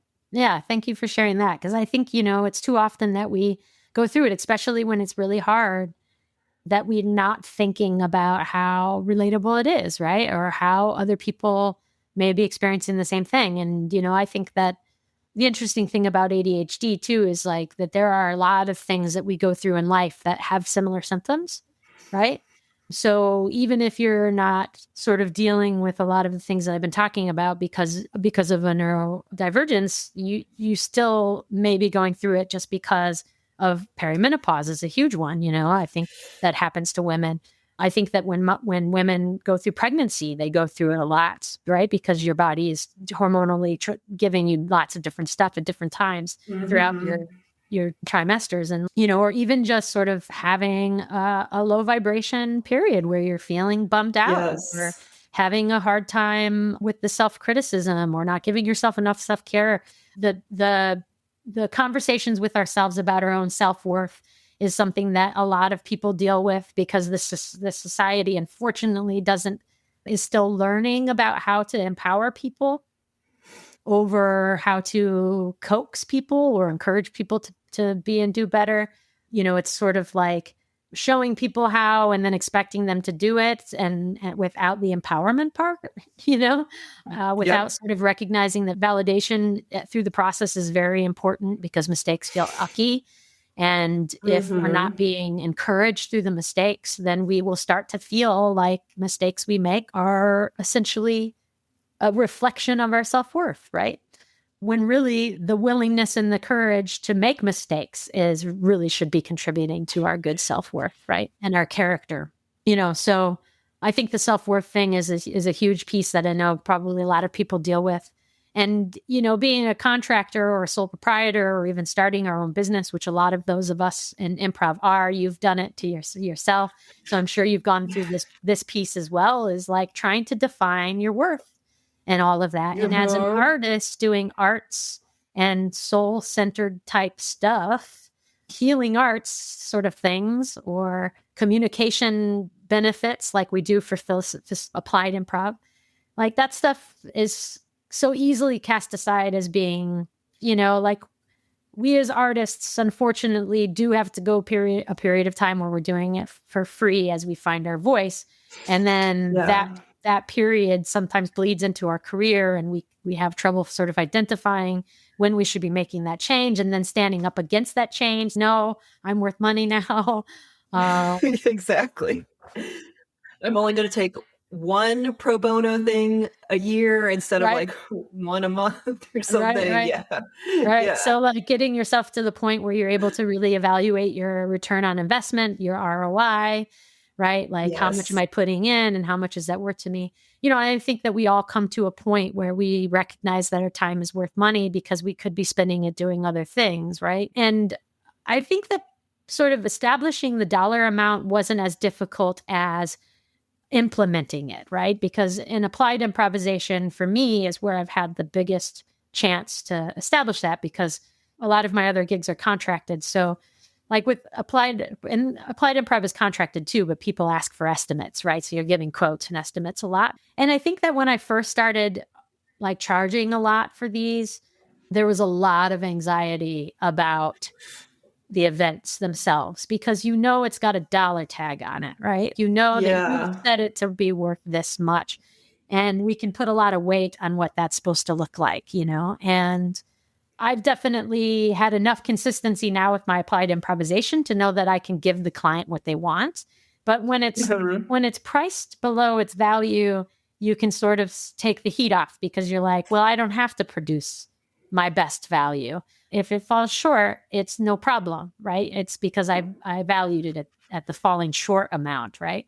But when you go to the high value amount, then it's like, oh God, I've got to bring it the best I possibly can, because I can't have this client thinking that I wasn't worth the money. Like there's sort of this internal voice that's like, oh, you can't. A lot of pressure. You possibly can't handle being thought of as being less than your value. So and that just takes a period of discomfort, and we often say, and especially with med improv and acting, we say this all the time, it's the art of being comfortable, being uncomfortable. And I think that with med improv, we use that same language, because it's very uncomfortable to be doing that practice when you really want to just be in your books and studying for your next test, right? And the art of being uncomfortable is such a value in everything that we do, because clearly we cannot escape being uncomfortable. And if we do escape being uncomfortable, we end up being, there's so many words that come into my mind, but I don't want to use them, complacent in our own life, I suppose. And sort of where I found myself that summer of 2017, where I wasn't really living. I wasn't really feeling all of the benefits of living here on Earth, of finding the joy and good times, as well as sort of feeling the bad things. And I think like after that trip, I developed a sense of comfortability with vulnerability, because I wanted to find that feeling of living and being sad and being vulnerable, and sharing my truth, which are hard things to speak to, right? And interesting enough, in doing that, I got a lot of mixed responses. Like most people in my life have been very positive and very supportive of it, but some folks I think who are maybe just not comfortable having those conversations were reacting sort of Yeah. the same way that I got, or a lot of the same reactions that I got when I was younger, which was sort of laughing at it, laughing it off, minimizing it, et cetera, et cetera. Oh, in fact, going back to the question about leadership as being an ADHD or being a highly sensitive person, separate from ADHD, even is, you get told a lot that there's no room for emotion in leadership, right? You can't be leading from emotion. Oh, And right. I took that to heart, and I sort of, because I was actually experiencing a lot of situations where I was being vulnerable to what I wanted and needed and how I felt, and it was getting ignored or glossed over or thrown back at me and used in a negative way. And I kept sort of saying, why does this keep happening? And so the result was, you can't lead with emotion. You're at a higher level now. You've got to take your emotion out of it. And so I did. And in fact, by doing that, I sort of also took emotion. I sort of denied myself that opportunity to be an empath and to celebrate what that meant and the benefits and the gifts that it gave me as a human being. And I think that contributed to a lot of my downfall as I was sort of sliding into the depression, because my truth and authentic nature, my divine identity is another way to refer to it, is about being okay, sharing the most vulnerable parts of my life, right? And when I stopped doing it and sort of kept it all to myself, it all transferred into my nervous system, right? And it lived there, right? And so I think that when I kind of came to the conclusion of, no, that wasn't right, sort of looking back at it in retrospect, being able to say, no, that's not right for you. That doesn't work for you. So if I was getting negative responses to it, then that's the piece I need to unlock. It's not necessarily about what I was communicating or what I was choosing to communicate. It might have just been how I was doing it or when I was doing it, and figuring out, how to navigate that component. And I think that takes me back to sort of where I'm at now in my life of being medicated now for just 3 months of time and having the vocabulary, having the tools, having other experiences to relate to. I think that's a lot of what's going on, is just a lot of relearning how I need and want to be functioning in order to be happy, and figuring out how to communicate that to the people who love me, right? And who want to keep collaborating with me. So it's an interesting place to find myself. Well, I was going to ask, we've heard your journey, and you have now had this diagnosis and medication to help. Where do you think you're headed with improv and contract work and gig work and also just being in person? Where do you think you're headed, and where do you want it to head to? This is a really great question, and one that I'm not ready to answer in life. A lot of my depression issues felt down to sort of the pressure that I was putting on myself to have that answer and the inability to answer it. And I think at the time I was sort of too sort of inundated with all of the things that I had built that were providing for me that sort of felt necessary, and the little space that they were making for me to have time to process all of that, right? And a lot of my time spent in therapy over the last year has been like, the therapist coming back around to that question, what do you want? You just have to say what you want. And me be like, I don't know what I want. Right? Because not knowing what you want. It's a lot of pressure too. And not knowing how to communicate it can be very scary. It can be very defeatist, because especially when you sort of have lived your whole life sort of understanding or having sort of some sense that there was a purpose for you. This is one thing that I've never been able to let go of, is that there's something that I'm working towards. And I have yet to experience that thing of feeling like, oh, that this was it. This is what I've been working towards, And I think that most of my life I've sort of just used my gut as a divining rod, like just letting it take me, letting the opportunities that present themselves to me sort of guide me. And So a lot of the questions that I had to go through during that period of time is am I neglecting myself of what I really want by not truly having the courage to stand up and say it? Or am I still figuring it out? And I think there's very few people who say that it's okay not to know what your purpose is or what you want. But some people do say it, and it's very comforting. I think that whatever it is, it's bigger than me, which I think is what makes it hard to say, because it feels utterly ridiculous to say that I want something that's bigger than me. I think impact is the closest word I can come to. Like, I want to make an impact. I know that when I say that out loud, like, the truth is I already have, people tell me Yes. that I have. And I think that this last camp season was like the first time that I was like sort of able to like really visualize it, or gave myself the ability to. And they say that ADHD folk, just because we don't have great memories because we're distracted all the time, we often forget all the compliments and only remember all the negative stuff, because those are the things we hold on to improve. And so, so that's definitely an issue I've had my entire life, sort of leading me up to this point in this last year of having to teach myself how to hold gratitude for myself, right? To hold witness of my impact. And that's been helpful. I know that I have a calling to service, and I know that I have a calling to community building.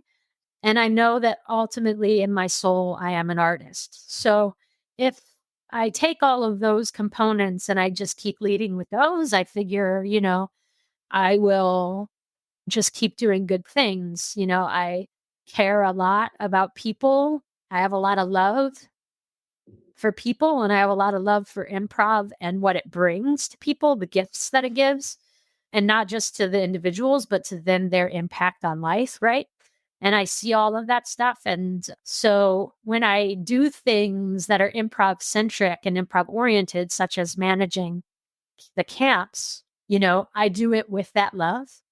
And that's ultimately what carries me through the work and carries me through the weekends and carries me on to the next thing and the next thing and the next thing, right?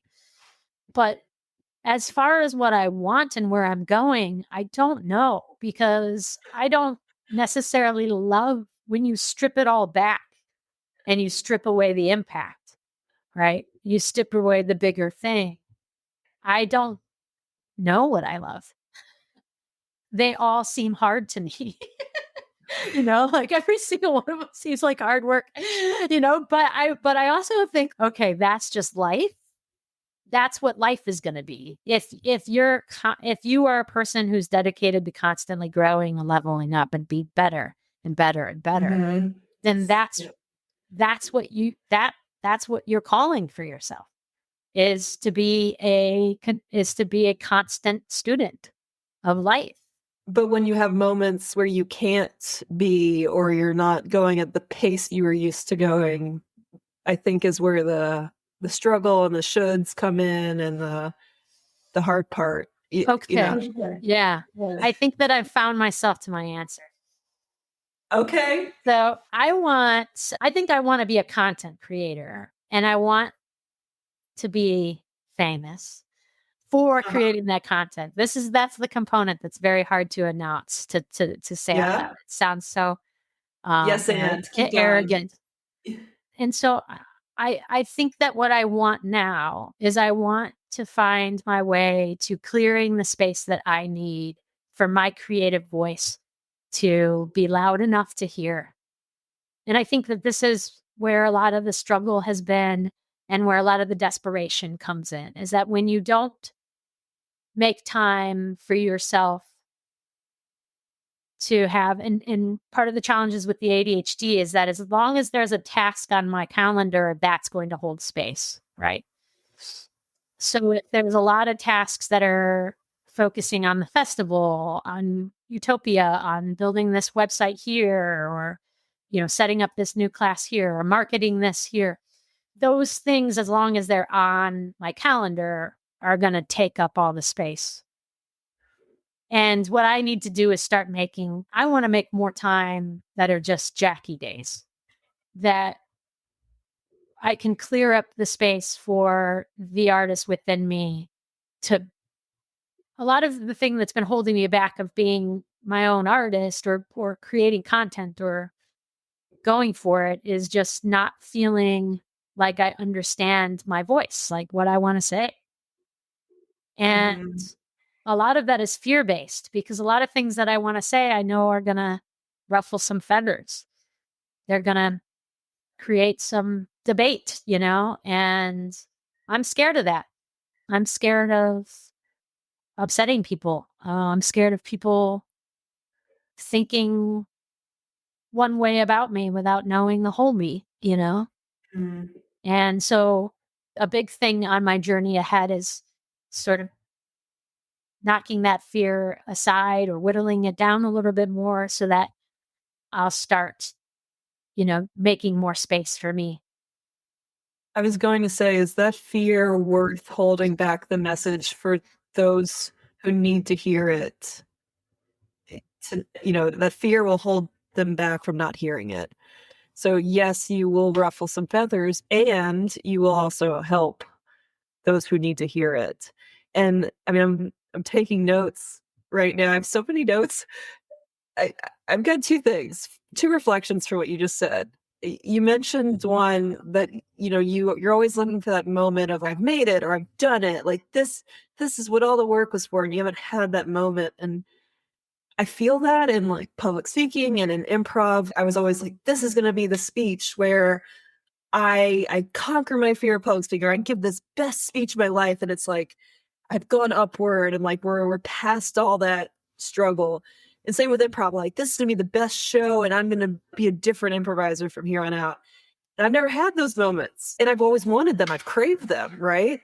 And I think the work is done in each small step and increment you take, but it can be hard to see that when you're like looking for that defining moment. So I'm just validating that your defining moment of impact has happened every camp that you have attended, every camp that you've organized, every festival, every show, every applied improv workshop you facilitate. Like the impact has already happened, and just you seeing the defining moment will come. It, second point of reflection here, real quick, is you mentioned before that the universe provides and the universe is serendipitous, and I'm kind of in my feels right now because I had this whole list of questions, right? I had 20 questions I wanted to ask you, and we ultimately like touched on everything in one way or another, and so it doesn't need to be this question and answer format, but everything you're saying is hitting me so hard right now because I'm in this kind of pivotal moment. Like I've left my job and, yes, we're in different like life stages, but like I'm in this moment too where I'm stepping into this new role and owning my business and going full time and giving it a go. And it's scary. And anyway, I'm having all these feels too. And what you're saying is so relatable, whether it's a diagnosis or a life stage or a life change. I think again, that's the universe kind of like showing me a mirror and being like, you needed to hear this today. You didn't need the Q&A, the like, what's your favorite improv exercise? We can have a part two and talk like this was the universe showing me a mirror and being like, you needed to hear this today. So thank you Yeah, for you're all of welcome. Yeah, and just one other comment about going back to what us talking about people getting started in teaching or any new thing, right? And uncertainty and that sort of thing, right? Like if we go back and think about even the conversations, things we touched on about it, and then even step back again and think about life, right? Like every transition that we make, the transition you're going through right now is a new beginning for you, which means that it is going to have all of that discomfort. It's going to have all of that uncertainty. It's going to have the mistakes, right? But it is the getting through that helps you level up. And I think, in the Med Improv program that we do out here in Phoenix, we talk about the tolerance of the uncertainty, tolerance of it, right? And so the more and more that we see ourselves leveling up through challenge and going through all of that discomfort, the more tolerance we build up for it and the more willing we are to sort of, walk into the fire, even though we know it's going to maybe be unpleasant in areas. And I think that when we didn't talk about this, but when you had me join you for your conference out here in Phoenix, it was such a great opportunity for me. And, I was nervous about it. I had anxiety, and I prepared and prepared and prepared so that I would feel good during it. And it was great the whole time. It was lovely working with you. But it was a scary thing for me because it was my first time stepping out of bringing applied improvisation to these events as improvisation, right? You were bringing implied improvisation to the event as an opportunity to learn more about effective communication. So I think walking away from that was one of those moments that we sort of look for when we're transitioning and we're leveling up, of affirmation, right? Of like, okay, you came, you're here, you're trying it, and it feels great. That's affirmation, right? And so going into whatever the next thing is within that realm feels less scary. It feels less hard. You've now got a few new tools to plug into it, And I think that that's the hope and goals, is that with every time you step into an unknown, every time you make a transformation, every time you try something brand new, it's going to feel easier and easier. And that's why the folks who do lean into it and who choose to walk into the fear get rewarded immensely, right? There's great rewards, And I think that the cool thing about having a calling, even though, as I just said, it feels unfocused and unclear, the calling really drives you to follow the fear, as they say in our art form, right? The reward is beyond. Your gut and your intuition is kind of your guiding rod, right? Guiding you towards where you need to be, want to be. And so, following that intuition is so important. And I'm so glad you said yes, and to coming to help me with that presentation. I'll talk a little bit more about it in the outro, but it was such a pleasure working with you. And again, we meant to record this like a month or a few weeks after we held the workshop, and then I just did not have the capacity to be able to sit down and record. And honestly, you know what? I'm so glad we did this today. Like everything happens for a reason. And I think we're in a different and a better place being able to sit down and talk today. And it would have been a different episode, right? So yeah, 100%. Because that would have been before my journey, which culminated in all this stuff this summer, right? So exactly. Yeah, it would have definitely been a different episode, and not even like good or bad, just different, right?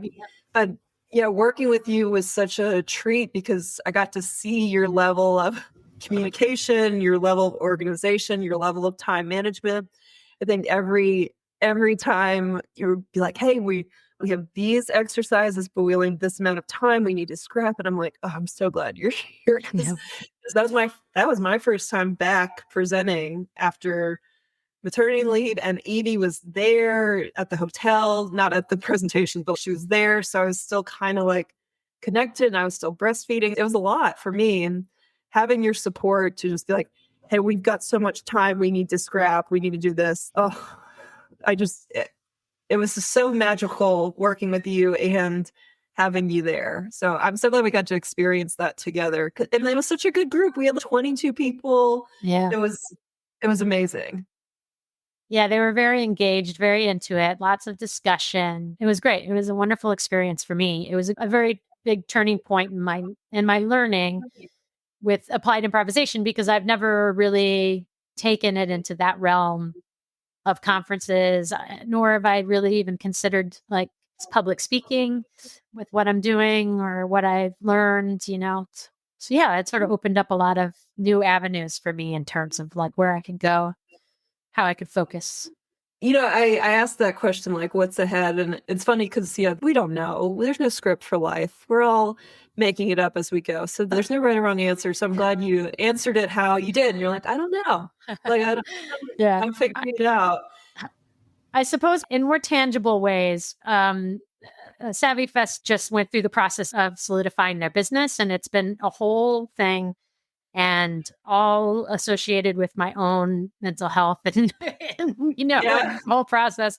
So it's a big story. But ultimately, we started an LLC as Sonora Valley Improv, and then we started a nonprofit called Savi Collective, which the nonprofit will ultimately be what features the annual festival. So a lot going on there and a lot to think about and build out in that realm, but it's also still brand new and there's lots of possibilities because of the way that we set up the organization. So I'm sure I'll be focusing a lot of time and attention on that in the years to come as well.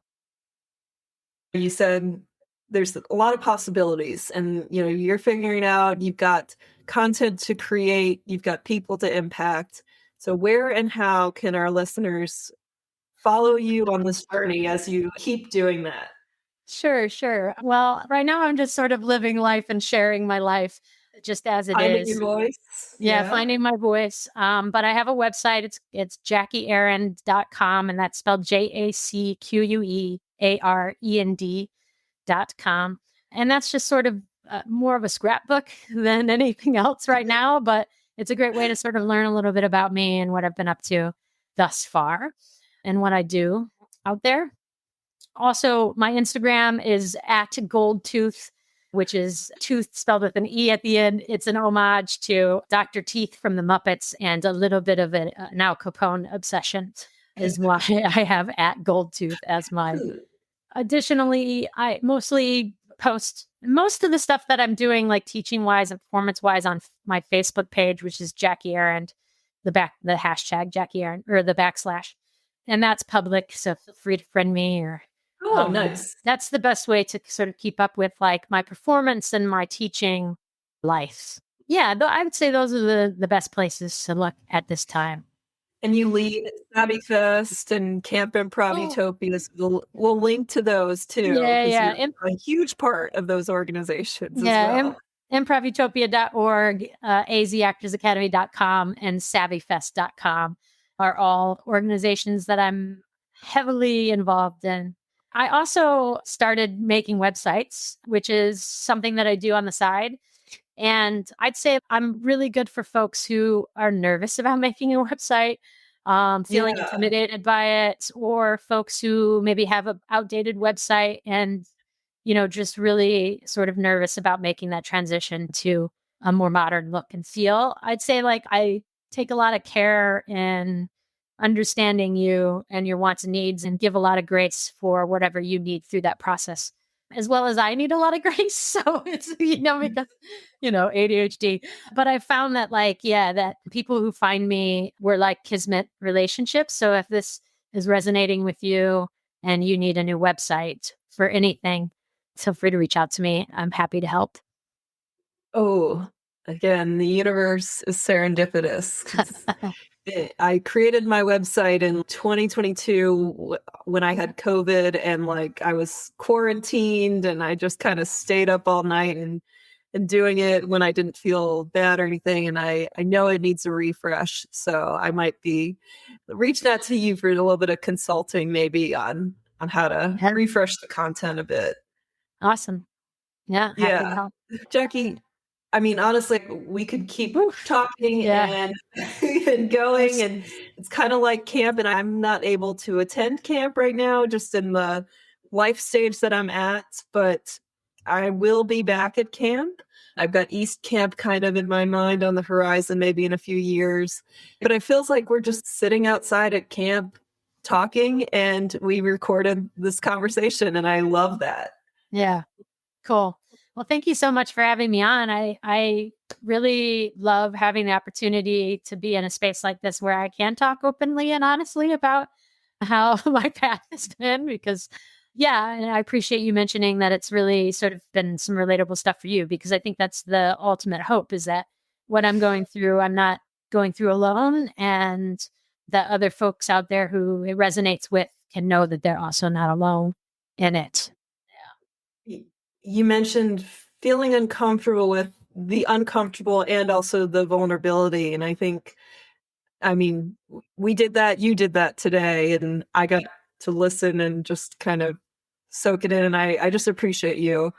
being comfortable with the vulnerability today. And Yeah, my when I pleasure. see you next time, I'll give you a big hug, and Awesome. I can't wait to have our paths cross again and reconnect. But Yeah. we'll stay in touch, and I will always be in your corner cheering you on as you go through this journey.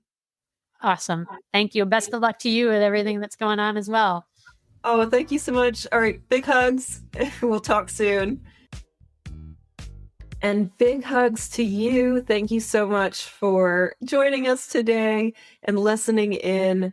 Oh my goodness, what an amazing episode. I'm so appreciative of Jacque for coming on and really embodying the idea and the mindset of being comfortable with being uncomfortable and being comfortable being vulnerable. And she really was today. I could hear it in moments that were hard and challenging, and it's tough to talk about. And I just so appreciate Jacque sharing her journey today. And it's a journey that's not finished. It's a journey that's continuing on. And, I had another guest on a year or two ago, Dr. Jana Hirsch, and she said something I'll always remember, that when we tell the stories of our journey, that we can often make it seem linear and make it all make sense. And, yeah, well, I did this thing and then naturally went to this thing and then did this thing. And of course, it all flowed and it was nice and neat. And rarely is it really nice and neat, especially when we're in the journey and on the journey and still figuring it out. And that is improv at its finest. It really is. Like, we don't have the script for life. And if we did, would we really want to see it? Would we want to know what's going to happen next? And as tempting as it is to have that as an option, I like to think that I would say no. If I was ever asked that question and given that opportunity, I would say no to it. I don't want to know what's coming next. I don't want the script of my life, because that takes the fun out of it. Yes, it takes the uncertainty out of it. And we spent a lot of time talking about the uncertainty, but the uncertainty is what brings about new discoveries and new explorations. And if we know what's going to happen next, then is it even fun anymore? Is it even challenging? Does it help us grow? So anyway, life things to think about. But I am in awe of Jacque just being so present and vulnerable today and speaking her truth and starting this journey as someone who speaks their truth and is a creative and a content creator. I mean, it's coming, it's happening. She's already impacted so many people, me included. Just the amount of love I have for Camp Improv Utopia is huge. I mean, it's really been a huge part of my journey, going to camp and experiencing camp and the workshops and the people have been so impactful for me. And I will always be grateful for Jacque and Nick and the whole team at Camp Improv Utopia for all that they've done. I want to share a little bit of behind the scenes or background on what Jacque and I were talking about. We didn't get to really dive into it today, but Jacque and I got to connect end of March, early April 2025. We got the chance to work together at the Art and Science of Health Promotion Conference, which was held in Scottsdale, Arizona this year. And how that came about is my friend and co-presenter, Jesse Greenfield, they've been on the podcast twice now. We usually debrief our workshops and sessions at the Art and Science of Health Promotion Conference. They weren't able to attend the session. Like, we submitted a proposal, it got accepted. We were all excited for it. And when we submitted the proposal in July 2024, I told Jesse, I was like, hey, I'm pregnant. Like, this baby's coming anytime. And he became end of July 2024. It's like, I do not know what life is going to look like in March and April 2025 when the conference is, but let's put both of our names on it. but you might be the one that goes, and I may have to say no. And it ended up playing out that Jessie wasn't able to attend for health issues and things that came up.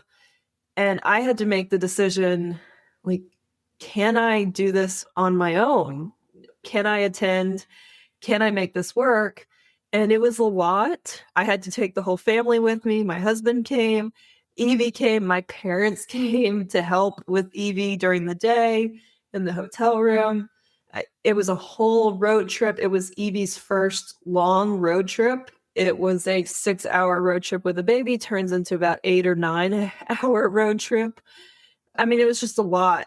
And when I was talking to the conference organizers about the situation, they mentioned, well, if you know someone who could help you facilitate or something, like, feel free to add a facilitator to it. And I was like, okay, who does improv in Arizona? And Jacque came to mind first. I was like, I think Jackie's in Arizona.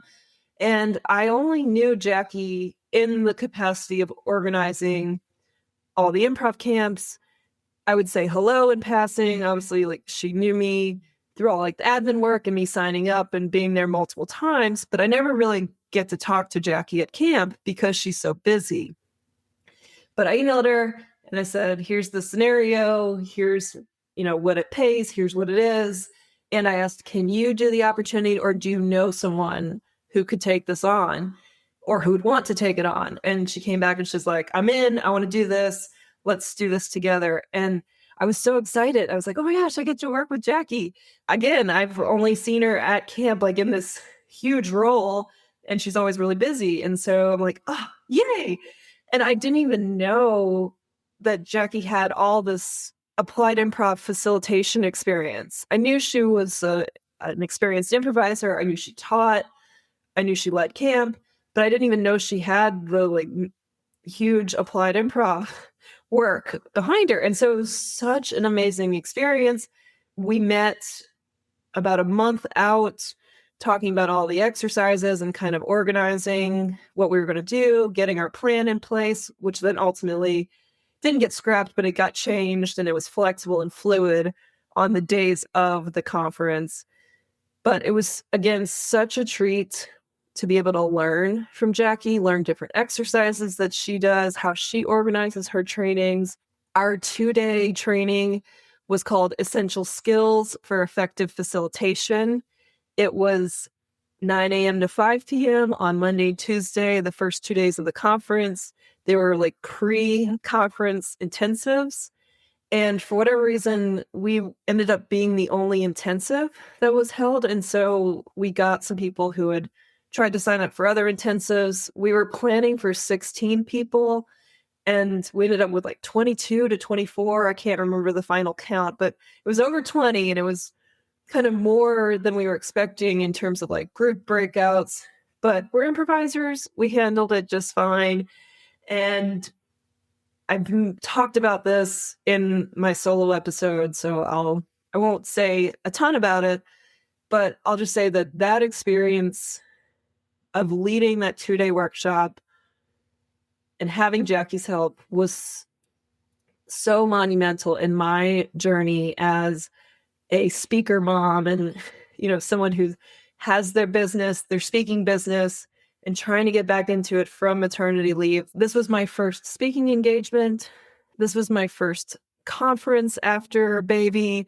This was my first major conference, like having the whole family there. I put a lot of time and work and energy into it. When Jessie said that they couldn't attend, it hit me that, yes, we had an outline and plan in place, but we hadn't worked on the full presentation and what we were actually going to do. And so I had to put it together myself, which I am a professional. I can do that.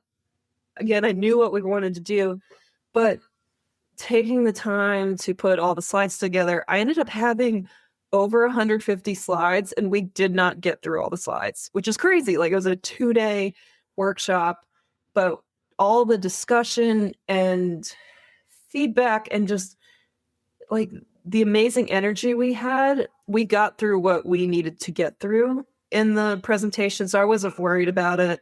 And they got the slides for later. But I had to work on those slides after Evie went to bed.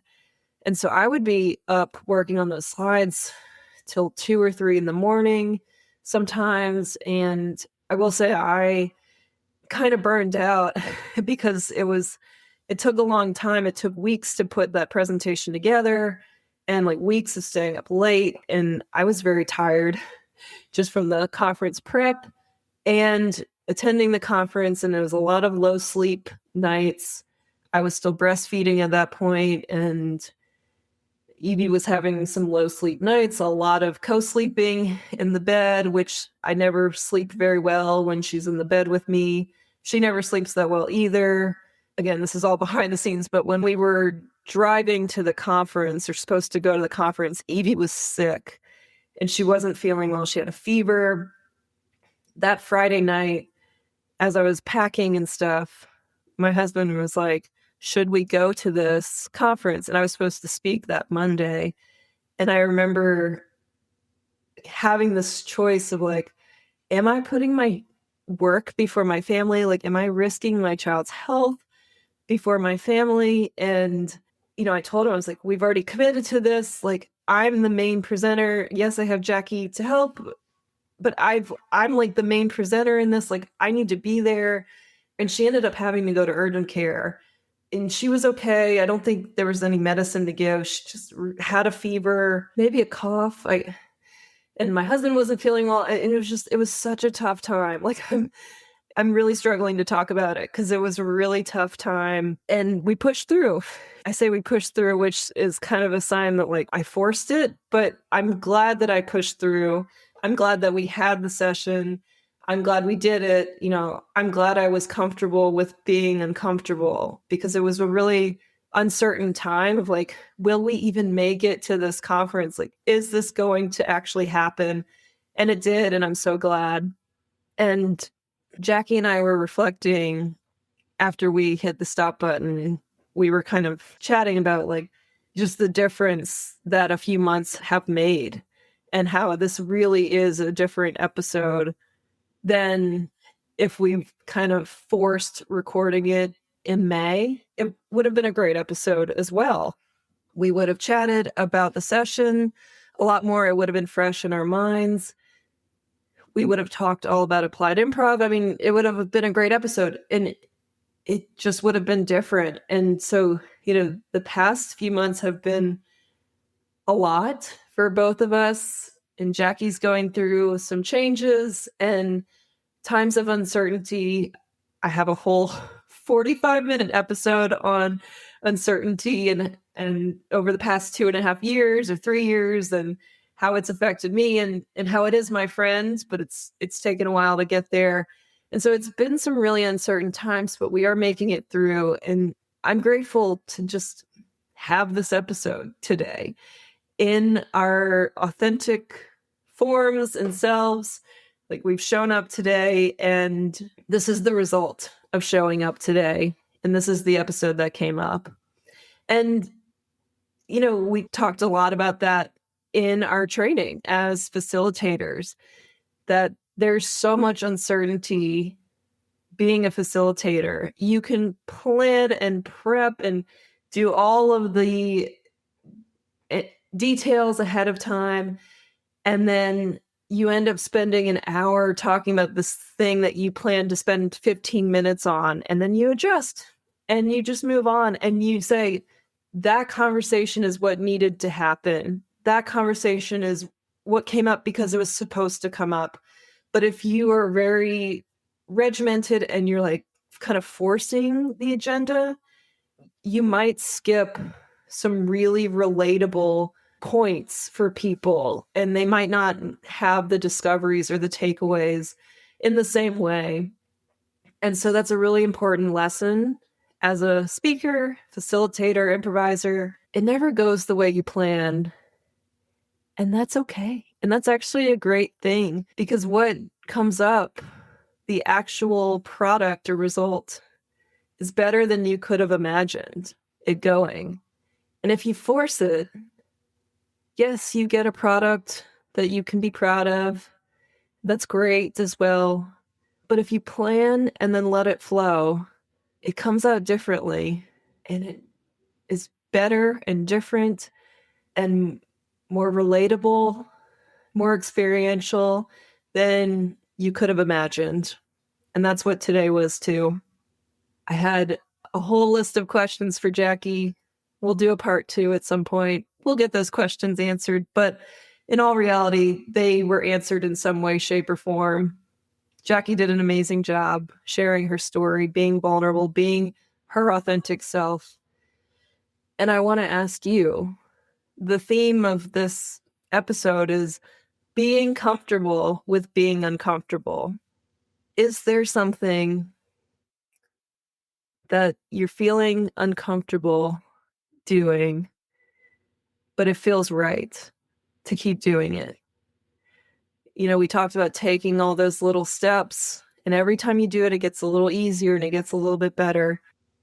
So are you saying no to something out of fear? Or are you saying no to something out of a boundary? If it's a boundary and it's no, that's great. But if it's out of fear, that's time to reflect and take note and see what changes can be made. And how can you get more comfortable with being uncomfortable? Improv helps, public speaking helps, sharing your story helps, healing arts, theater, being creative, all of it helps you to be comfortable with being uncomfortable. And what can you do to help with that? And I want to hear from you. If anything came up today that resonates, maybe a mirror was reflected to you too, something's going on, you're like, oh my gosh, this is exactly it. The universe is serendipitous. I needed to hear this today. Please feel free to reach out. It always helps to share with somebody. You never have to go at it alone. So please feel free to email me. My email is dana@improvispeaking.com. That's DAYNA at improvly, it's improv speaking.com. You can also reach out to me on social media. On Instagram, I'm at improvispeaking. On LinkedIn, I'm at Dana Gowan. And then my website, which does need a refresh, and maybe Jacque can help, is improvispeaking.com. All right. Thanks for listening. Thanks for joining. Thanks for being you. Thanks for showing up today and being your authentic self. I truly appreciate the support, and I'm so grateful that you're here. Thanks for listening and supporting Improv Speaking. And here's your friendly reminder to say yes and go out and flex your creative thinking. I'll talk to you next time.